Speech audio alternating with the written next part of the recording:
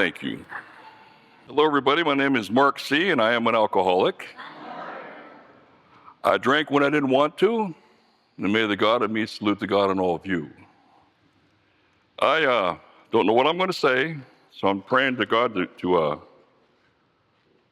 keep me truthful. And if I start, and I pray also that when I start lingering and start going too long, I know the seat will only endure what the seat will only absorb what the mind will endure, or something like that. Anyway, I'm 65, almost 66. I born and raised in Youngstown, Ohio. I got 3 sisters and a brother. And as far as I know, it's alcoholism. They never talked about it. But I know my grandfather, I never met him, and my father's brother was both locked up in a insane asylum from alcoholism. Because I didn't know what to do with it back then. They just locked you up in the nut house.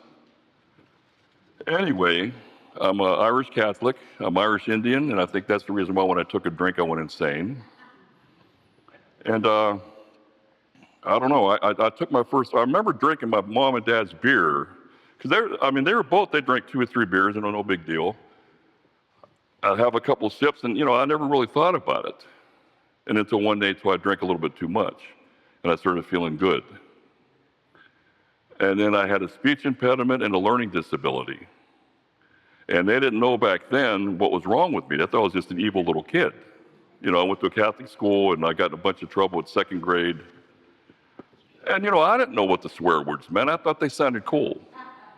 So this kid was saying stuff, and I learned all the dirty words when I was like 8, 10 years old.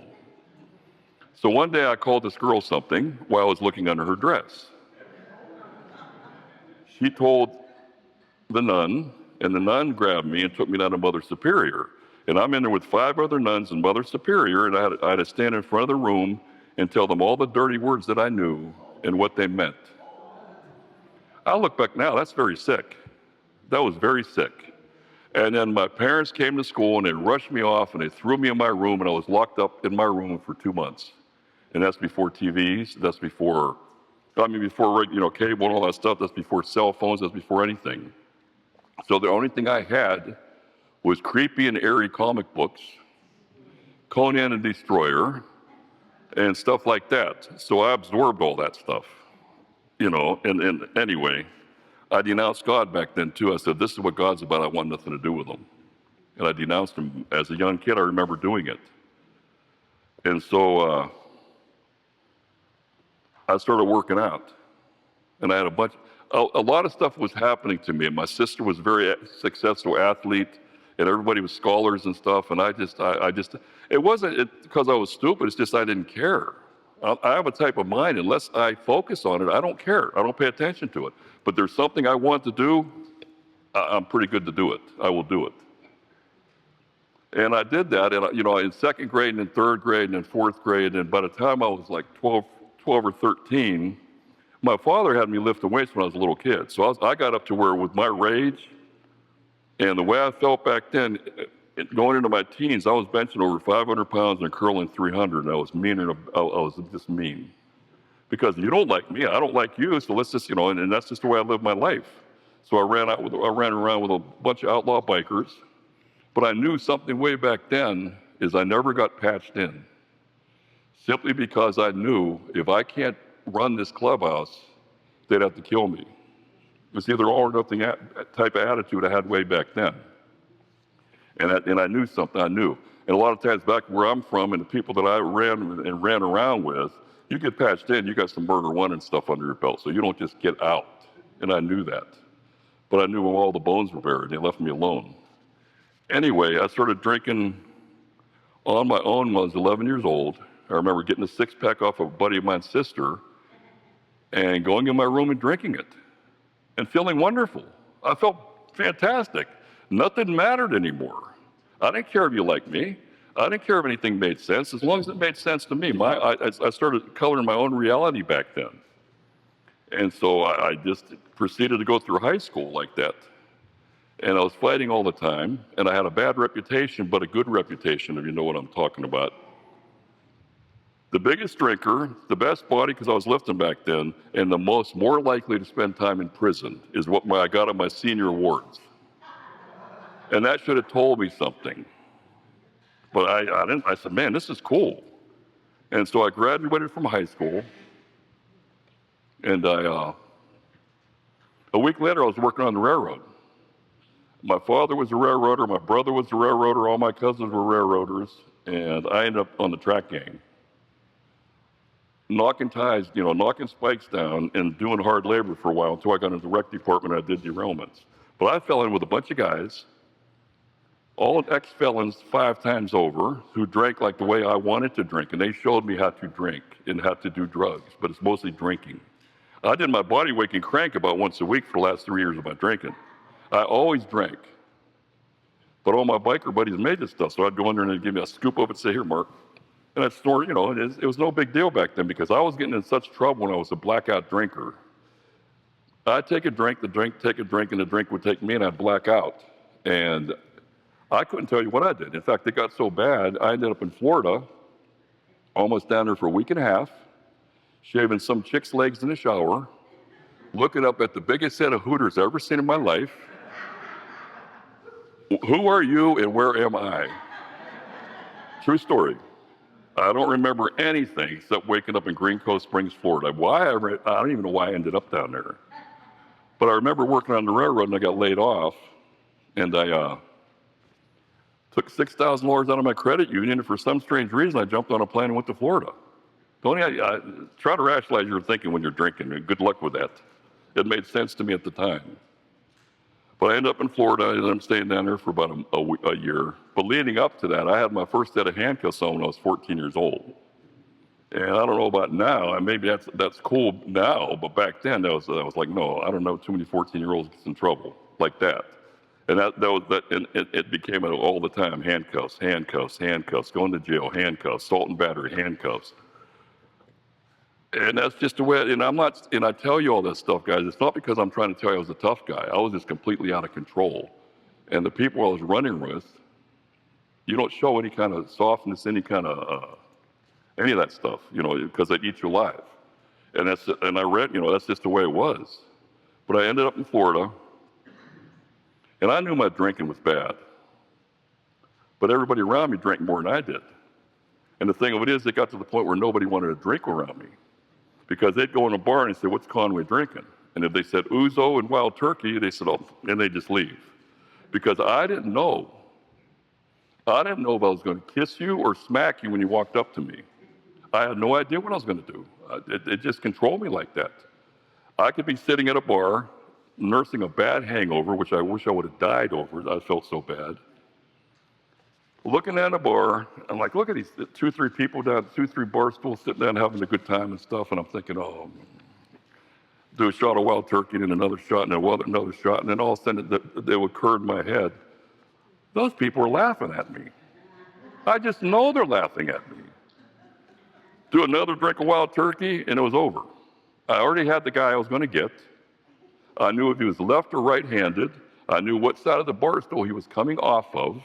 So this poor guy didn't even know what hit him when I come up to him. And I'm not proud of that, but that's just how how my mind was back then, because that's just where I was. Drinking made a monster out of me. But always getting in trouble, going to and I used to think, these people love me at this bar. I go to the west side and they'd all love me, go to the east side, they all hate me. And I'm like, what is going on here? I'm the same guy. No, Mark, no. You were down here last night and you almost beat this guy's brains out on a pool table. I know I wasn't. Yes, I was. I don't remember any of that stuff. None of it. And I had guys looking at me for guns. I had people wanting to do all kinds of stuff. They come to my house, and it's a good thing my mom was like that. Any which way would lose. She'd come out with a shotgun, was going to kill the guy. Said ever show up there again. But that's the kind of stuff I was living, and like I said, I didn't enjoy any of this stuff, but I was just caught up in it and didn't know anything else because I was already deep in that stuff. But I was getting to where I couldn't go to Youngstown, Ohio. I couldn't go to Boardman. I couldn't go to Struthers. I couldn't go anywhere.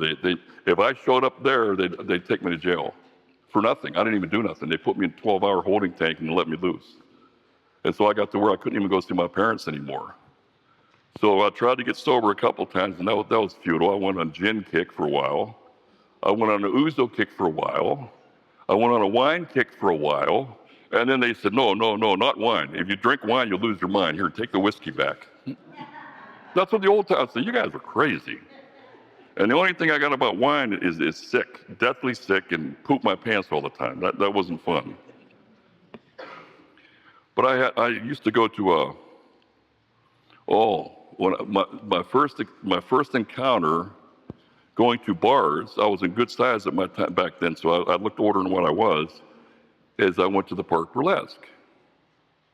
Busty Russell, 76s, and she'd twirl these twirls in two different directions. And I was in love with her. 14 years old, man, I had arrived.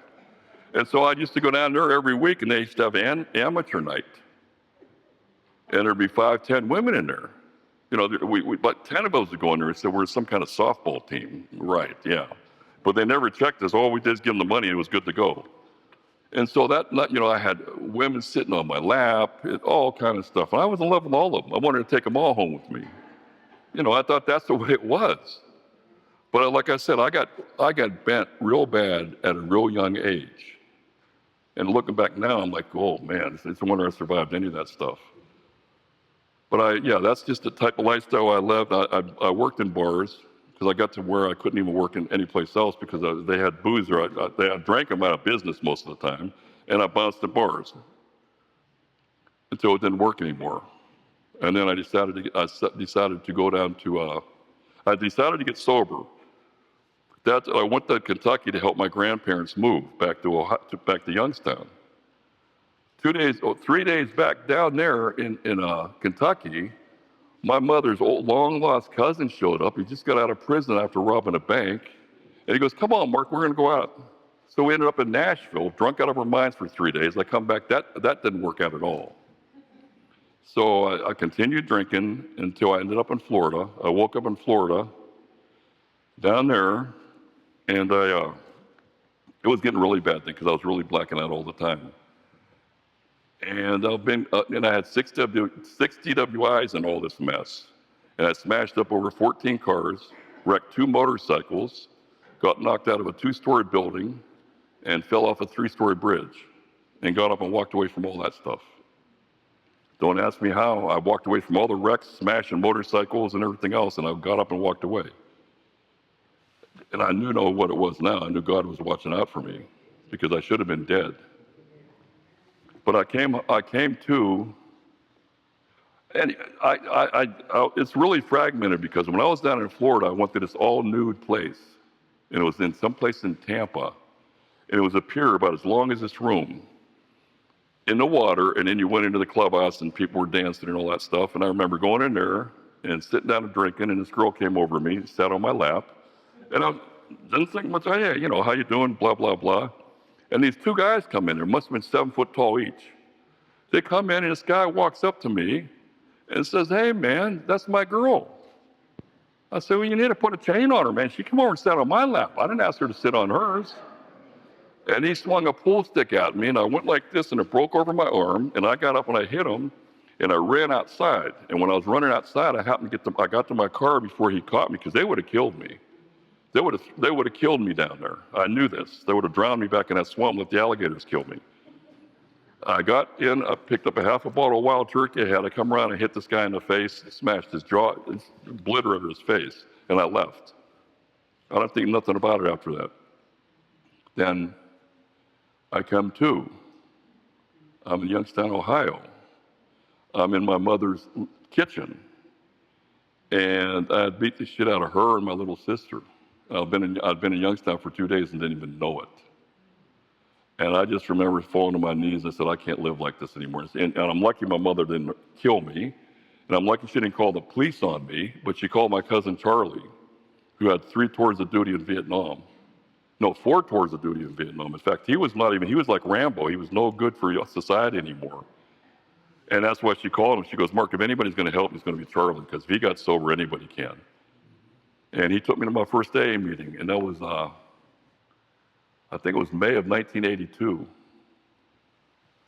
Yeah, it was in '82, and I remember going in this schoolhouse because back then a lot of the churches and schoolhouses, and I remember sitting down and this guy talking, and he told, he was talking about his story, and I was coherent enough to relate to some of it.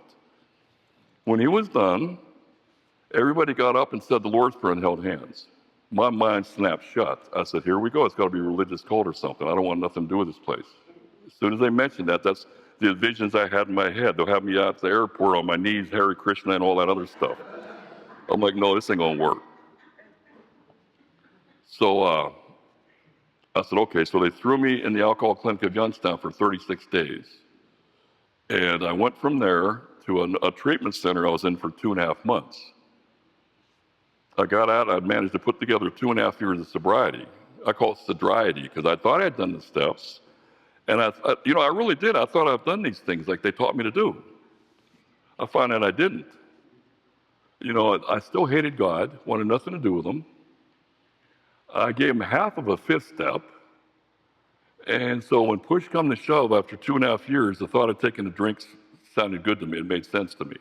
The thing of it is, I went in this bar that I used to go in, and everybody knew I didn't drink anymore. I wanted to see the guys and shoot some pool. I did it once or twice, no problem.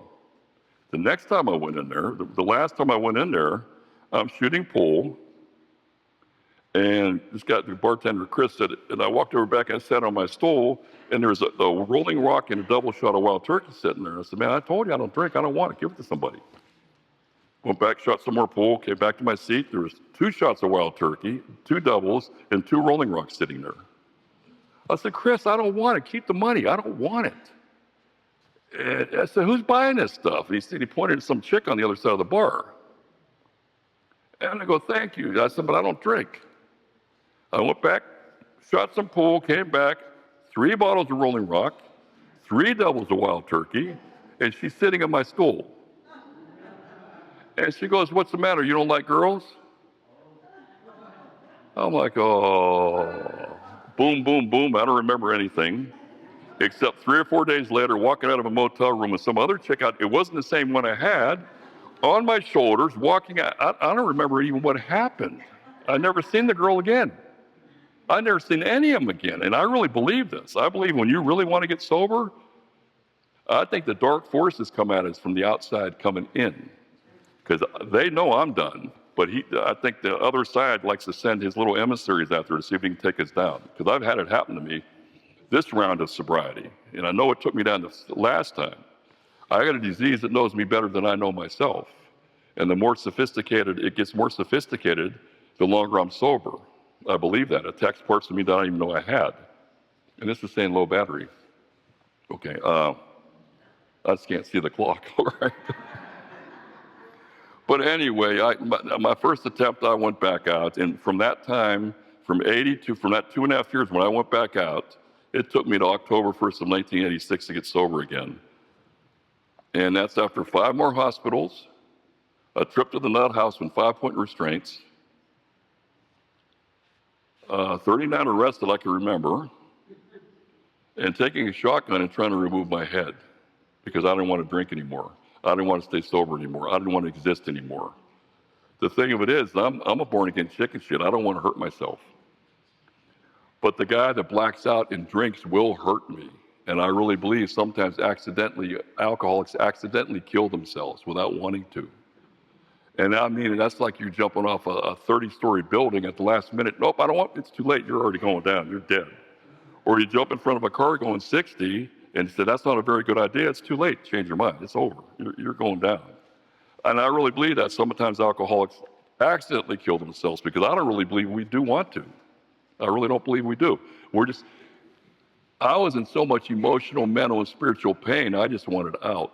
I wanted some kind of relief. And the only thing that I can come up with is to kill myself. But I didn't want to do it myself. But so I'd be one of these guys that forced the cops to do it. Or go in a place where and slander everybody in there hoping somebody will kill me. I did stuff like that too. And I'm not racist at all, but back then I was. I went in an all-black bar, called everybody in there filthy names, sat there with my arm around 2 black women, playing with their breasts, And the guy come out from behind the counter with a shotgun and said he's going to blow my head off. And I says, go ahead, I'm too chicken shit to do it myself. True story. And he says, man, you're crazy. I said, I'm going to call the cops on your ass. And so I said, no, and I left. And the reason I left is because I did not want to detox in jail again. Detoxing is very painful when you're laying on a floor of a jail cell, puking and shitting and all that other stuff. It's not fun. And I thought, no, I'm leaving. I'd rather, you don't want to kill me, so let me go. Let me get out of here. But these are just little incidents I can remember, guys. And I have a whole bunch of men out there. And that's what's bad. I can't imagine. Well, yeah, I can. But I've had stuff hit me 20 years, 30 years, 25 years, that all of a sudden it hit me and like, oh my God, I really did that. Years of sobriety when that comes in. And the people are dead and stuff, but I got to get on my knees and thank God that I have today. Thank you for helping me stay sober and get sober today. And I know God got me sober because he's the only one I ask. And that's why I'm standing up here today. You know, at one time I wouldn't be in here. There ain't no way I'd come into church. Last time I went to church, when I first got sober with my dad, I said, Dad, I went to church. He goes, what happened? The statues get up and walk out? Gee, thanks, Dad. Thank you very much. But he was right because I wasn't nice. I wasn't any kind of Christian you want to call it. And I'm still not a Christian today in the words that I like to say, Christianity. But I am spiritual. I'm here to help God's kids and not hurt them. And I try to do that through works of AA and stuff.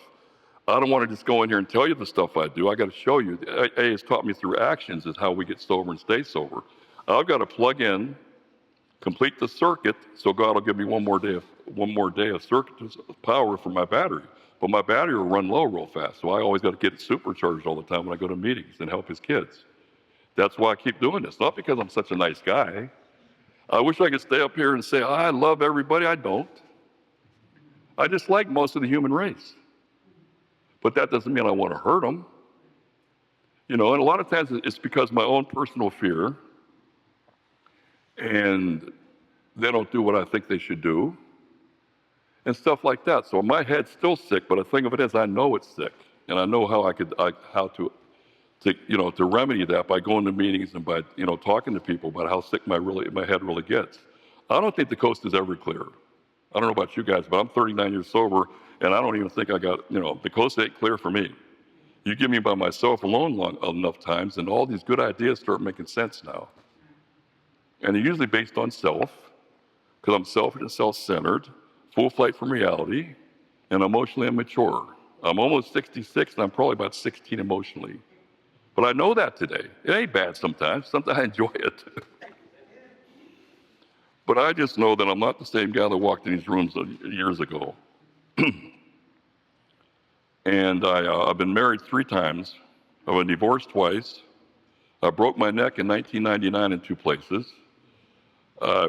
Destroyed both of my shoulders, and I completely ruptured my bicep doing a curl.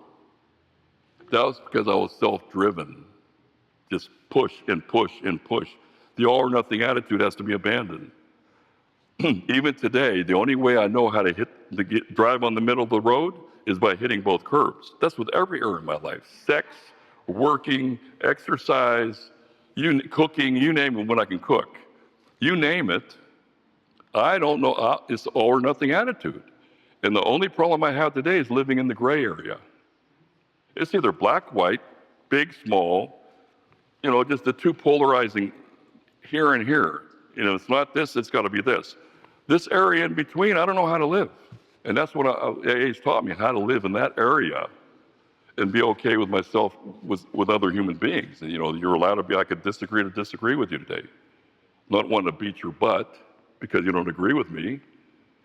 I just completely, sometimes when I listen to myself and look in the mirror, I don't even see the same person. But there's remnants in there that I know can always come back out if I stop doing the things I need to do to help God's kids. Because it's always there. I got a disease called alcoholism. And there's a thing in here I like to read because I know what kind of impact it made on me. Probably 20 years after I got sober, it still makes it, and I'm 39, it still makes an impact on me. It's on page 18, and it goes, An illness of this sort, and we have come to believe it is an illness, involves those about us in a way that no human sickness can. If a person has cancer, all are sorry for him and no one is angry or hurt, but not so for the alcoholic illness. For with it, it's talking about drugs and alcohol no more, guys. It's talking about it. And it lives in the recesses of our mind. It is always there. It never sleeps. It's always there. And the only thing that ever combats it is a spiritual set of principles and going to meetings on a daily basis, because it's always there. There goes annihilation of all things worthwhile in life. It engulfs all whose lives touch the sufferers. It brings misunderstanding, fierce resentment, financial insecurity, disgusted friends and employers, warped lives of blameless children, sad wives and parents, and anyone can increase the list. I'm dealing with it now. I'm not dealing with alcoholism, or alcoholism, you want to call it that, inner self madness, I, self, me, whatever you want to call it. It's it. It wakes up in the morning with me and it goes to bed when I go to bed at night. And like I said, the only way I know how to combat it is by going to AA meetings, praying to a higher power that I choose to call God, for lack of a better word. And it makes sense to me. I had to get a God that I could deal with. I had to get one that, not the Catholic faith I was brought up in, not my mother's and my father's, my grandparents, none of that stuff. I had to put that over here and says that might work for them, it doesn't work for me. I had to get my own higher power, provided it makes sense to me, and then go with it. And that's what I did. And I've been going with it for over 30 years now. And I stand up here, I've been sober a long time, but just because I'm sober don't mean it. I always tell people this. I didn't come in AA to get good. I didn't come in AA to find Jesus. I didn't come in here to get my stuff together. I come in here because you guys said if you go to those AA meetings, you'll never have to take a drink of alcohol again. And I held those guys to that, and they were right. And I always, like I said, I've become a better human being, but that's not what I was striving for. I just wanted to not drink no more. But as a result of doing the steps, I've become a better human being. And I always tell these people to come in and they want to quit smoking, they want to quit this, they want to quit swearing, they want to quit that other stuff that we do. I said, you know what, just concentrate on not taking a drink today. That's all you need to do, just don't drink today. We'll give you your wings and your halo later on if that's what you're striving for. But good luck with that. You'll be up there off of East or West Charleston cutting out rubber things after a while because you're trying to get too good. And I don't say that to put any money down. I'm 39 years sober. I don't expect Brenda or Matthew or a lot of these people to fit in my sobriety suit. Not because I'm all that, it's just because I've got over 39 years of sober mistakes. I've made over 39 years of sober mistakes, and I can tell you what worked for me, it didn't work for you. I mean, it might work for you, but it didn't work for me. That's what I got to offer. All I am is a sign pointer. I don't get into quoting the big book and stuff. I just don't. I mean, I can, but when I hear these people, I know people in the rooms of AA for 20, 30 years, and I don't even know them. Don't even know them. All they have to do, keep it real, and this and that, and all this big book jargon, and I'm like, okay, who are you? Is that how you talk when you leave this room? When you go out there in the world, is that how you talk? I don't know. I don't want to be like that. I wanted to get the steps, take the steps in me as a framework of living and go out there and live in God's world. Visit God's world, if you want to know what I'm talking about. But be in God's spirituality, live in His spirituality. So I can visit the outside world without any problem.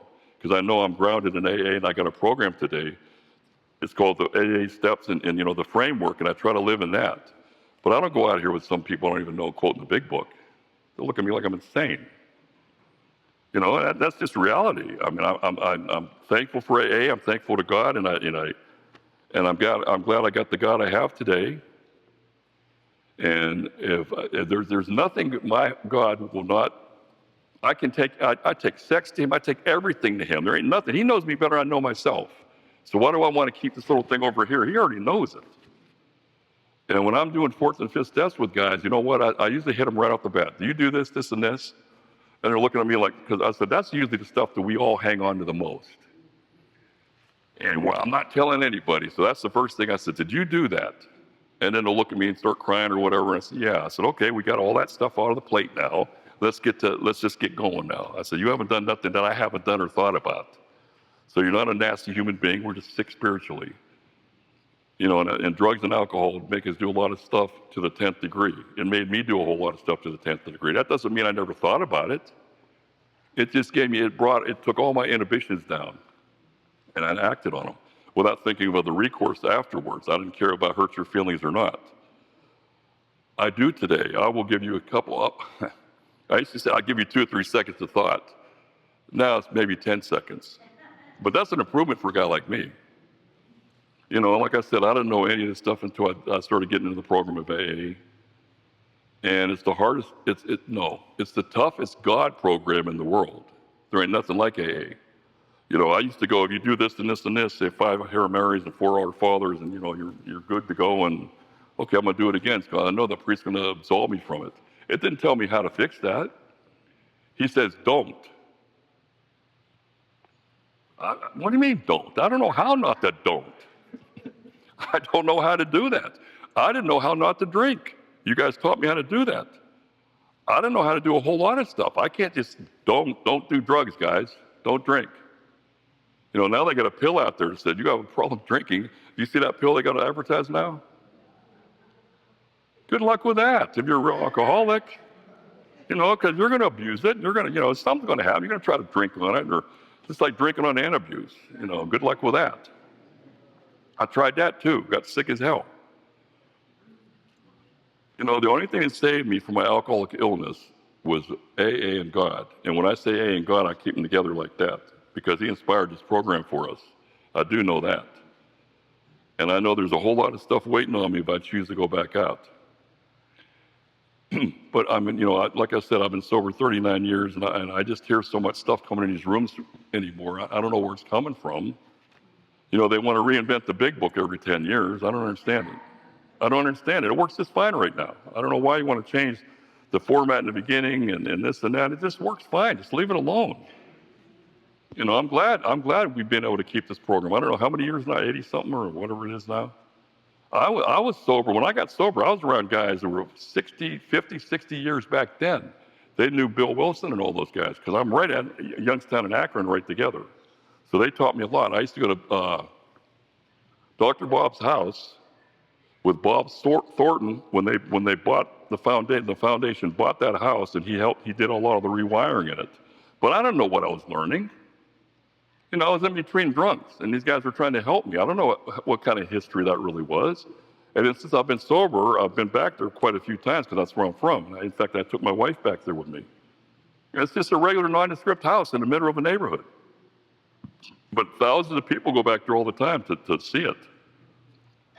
And I really believe that he took 2 guys because we were fouling us up so much. They got together and he said, come on, you guys got to start listening to me. Because before 1935, before AA, they just locked us up and we went crazy. We had no recourse. Or go to some place where you have people laying hands on you every 5 minutes, and it still didn't work. As soon as you got away from there, you're going to take a drink. I had to get into causes and conditions, do the 3rd step prayer, and I like to tell the guys I sponsor, when you do that 3rd step prayer, and you mean it to the best of your ability at that time, your life is no longer your business. You gave it to God.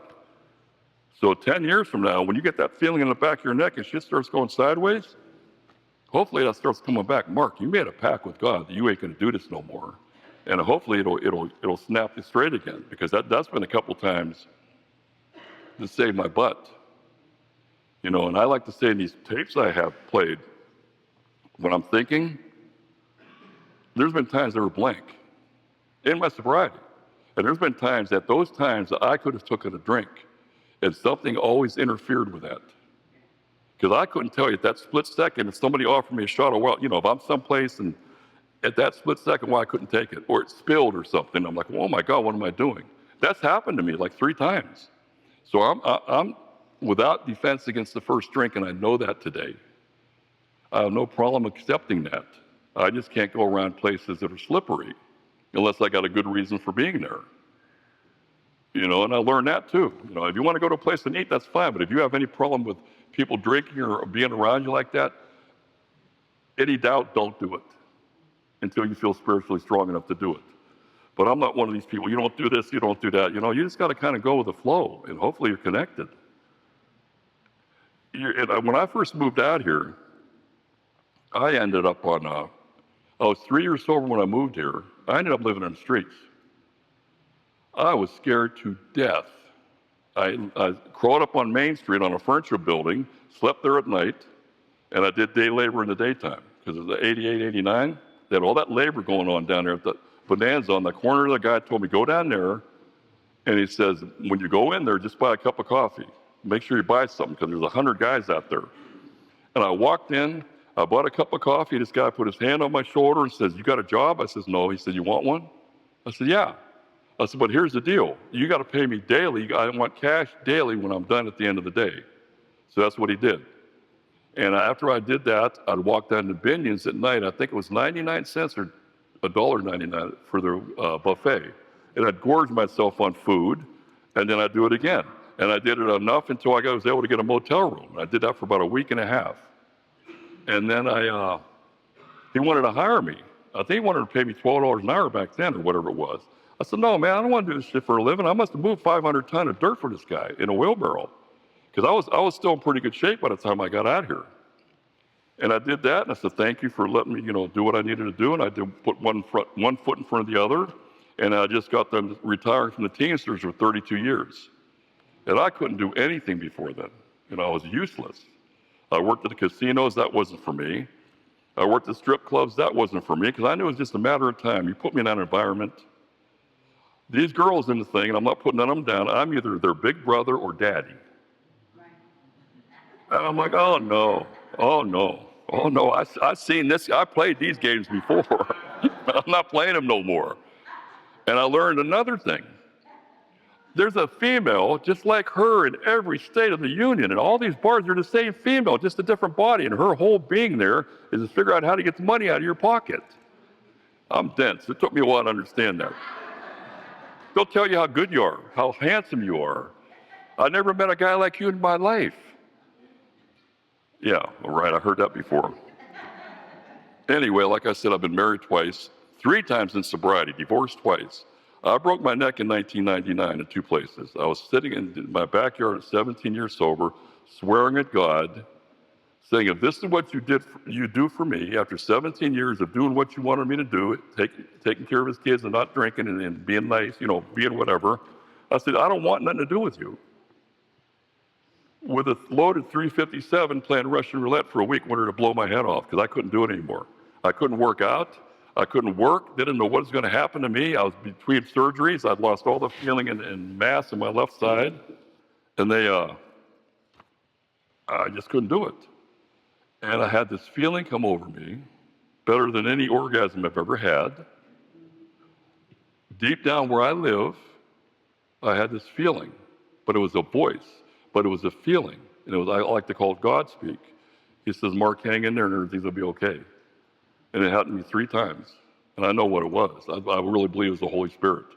Because they put me on heavy-duty antidepressants and stuff, and I was just sliding farther and farther. And I was going to meetings. I was just sliding farther and farther in this depression. And suicide, I really thought about a good idea. And when that voice came, the feeling I had, for me, my truth, is I really believe that God came down, He sent His Spirit down, said, and grabbed me and pulled me out of that pit. Because right after that, I was okay. It only took me like 2 or 3 weeks to get okay again. I mean, to feel okay, I got a chance, and then put one foot in front of the other, and I got through that. But back then, I didn't know what was going on. I snapped my neck as on workman's comp. My marriage was in the toilet. I was losing my house. It was horrendous. And I'm like, what? I'm doing everything I think I'm supposed to be doing. And whatever, things happen. So, and one thing's under. And anyway, I lost my house. I lost $235,000 in 17 years sober. Lost everything I worked for. And living in the Longhorn for 6 months. But before that, on my way out here from Ohio, because you couldn't buy a job back then. I was 3 years sober. You couldn't buy a job back then because the mills went down, everything closed up. And I had been out here doing a job, doing lighting systems. I went all over the United States doing fluorescent lighting. And I'd come out here, and I seen that Vegas just started booming.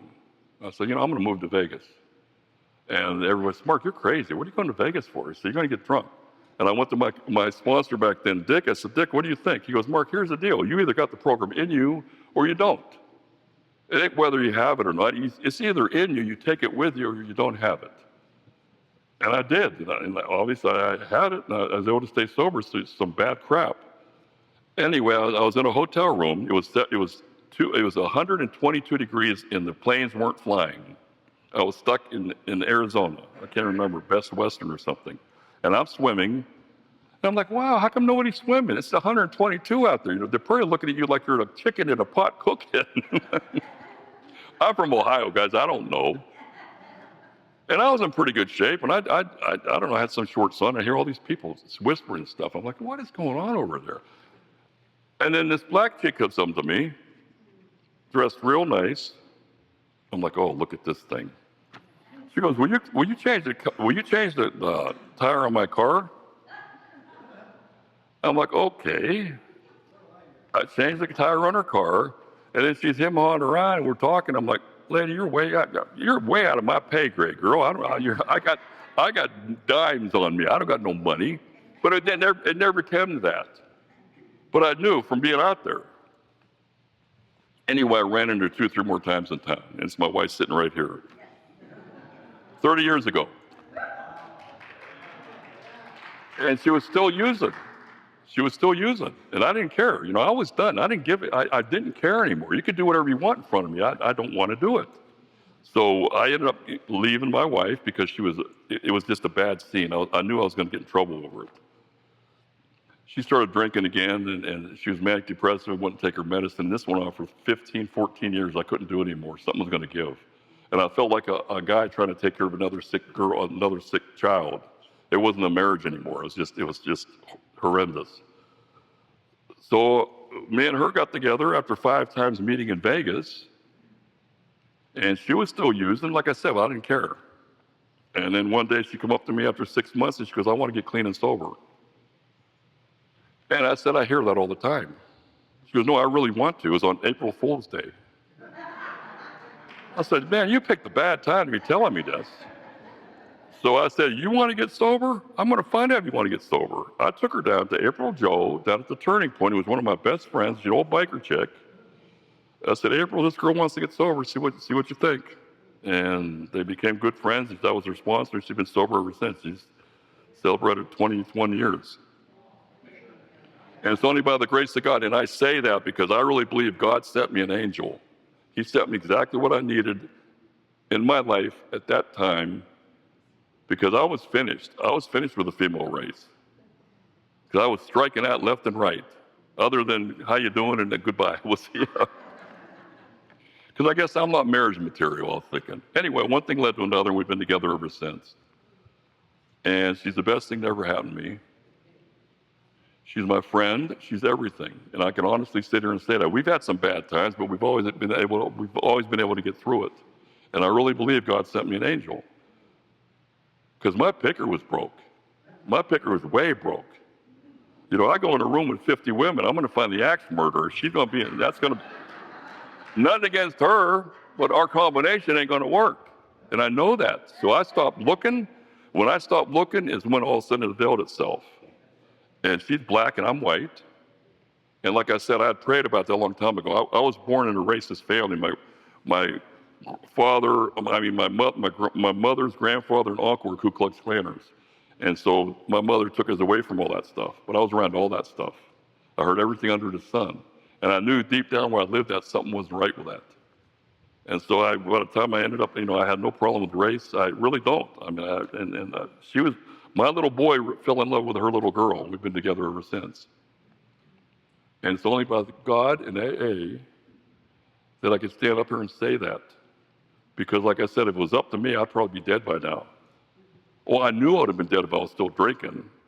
But with the way my luck was going, I was making bad choices. And that's what I was talking about earlier, the disease of alcoholism, the it that lives in my mind. I still make bad decisions because it's disease in there. It wants to get me out there somewhere. Once they put me in a bad spot, made decisions based on self to put me in a position to be hurt later on. And that's just, I understand my disease today. So I got to question a lot of times if I have any good ideas, I got to run it past somebody to make sure, is this real? Or is this me imagining this crap? Because it's still there. 39 years later, it's still there. I just don't give it any credence today. At one time, I would buy into it. But anymore, I got to question my thinking. You know, I'm getting older and all that other stuff too. So, and I've been hitting the head a whole lot. So I sometimes when I get a good thought, I run it past somebody and they'll look at, Mark, you're crazy. Just forget about it. You know, 'cause it's not going to be good. And it's only by you guys in AA, the people in AA, I've buried 5 sponsors. Seems like after a while, they just kind of die on me. I don't know. I just know I'm here because I'm not all there. And that's part of the problem. As long as I know that I'm not all there, I keep coming here and I get fed on a daily basis. And you know what? I wouldn't have it any other way, and only by the grace of God and you people, I'm standing up here tonight. Thank you guys very much.